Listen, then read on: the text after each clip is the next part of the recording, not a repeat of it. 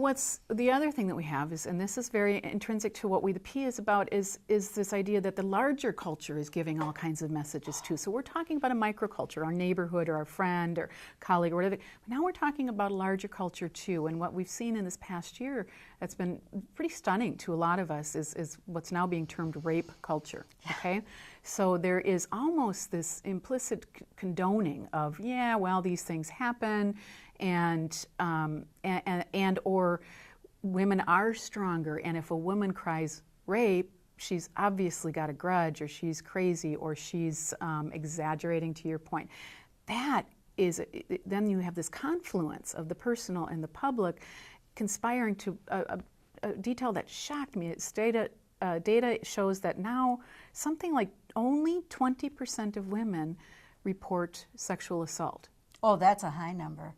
Probably less than that. If even 10% of women report sexual assault, that's a high number. Why?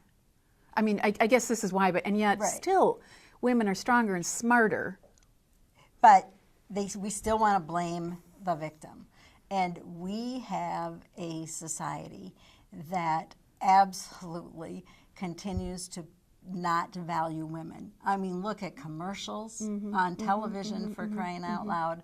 Look at athletes who treat women, politicians who send pictures of their penis around the internet. I mean, don't even get me started on the culture that we have and how women are treated in our culture, and then wonder why we have sexual assault and domestic violence. Well, I'm gonna challenge that it's not only women that we are doing a disservice to. We're also doing a disservice to our sons and to men. I've done a lot of work on how men have this very narrow set of stereotypes that are acceptable for manhood.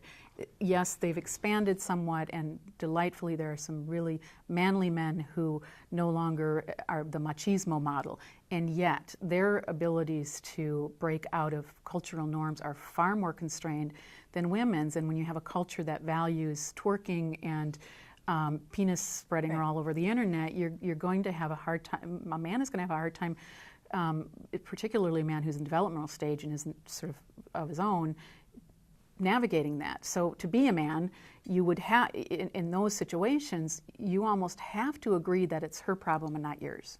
I could not agree with you more that it is destructive and dangerous to women and men. And it is absolutely not the way we should be raising our boys, and it is not the way we are going to have a strong, healthy society, and it just has to stop. How does it stop, though, Mary? It's getting worse, men have to stand up. Well, men. So these can't be women's problems. It has to be men standing up and saying, that's not what a man is. This is what a man is. Right, and this is not what most men are. Most men, these are normal. I read something, these are normal men. Right. There is normal is the normal women who are being beaten in their homes or sexually assaulted in the workplace or something like that. They're normal. I think this is another thing that we want to say is it's the other guy. And I've heard male friends and colleagues say this, and yet these are normal men that fall apart for whatever reason, right? What, that are abusive? That our perpetrators are abusive.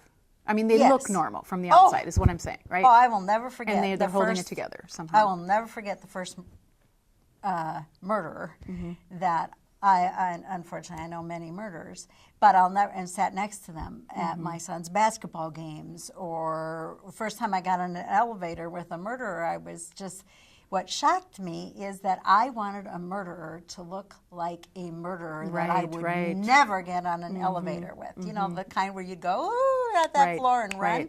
And there I was on the elevator with him thinking, there's nothing about this person that would scare the heck out of me. I'd get on an elevator with this person, and you are on trial for murder.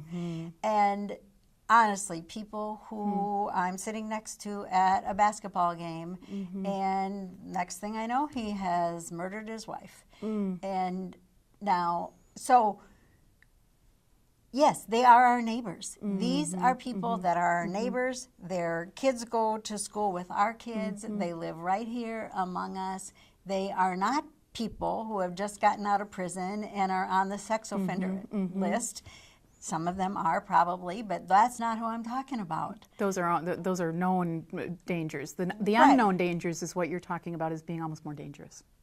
Right. They are people that you just don't think twice about. You know them, and your kids know them, and you interact with them every day. And they might be the neighbor that's struggling at work and you don't know it, or has an addiction that is not clear.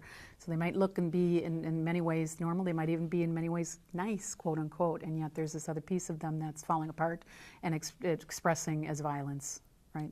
Correct. And the earlier that we can intervene with young children, you know, all the studies show it's actually before age 3 that's where we should be putting our dollars, and that's where we should be supporting families, because if we can get kids off to a healthy start, in the end we'll have a much healthier. Is that true? I mean, I get what you're saying.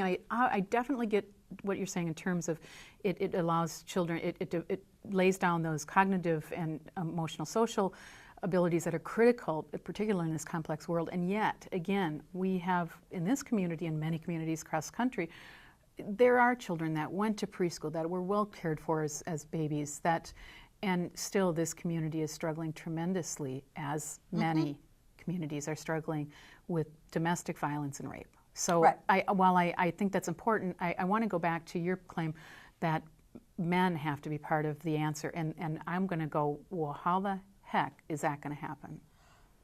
Well, how's it going to happen?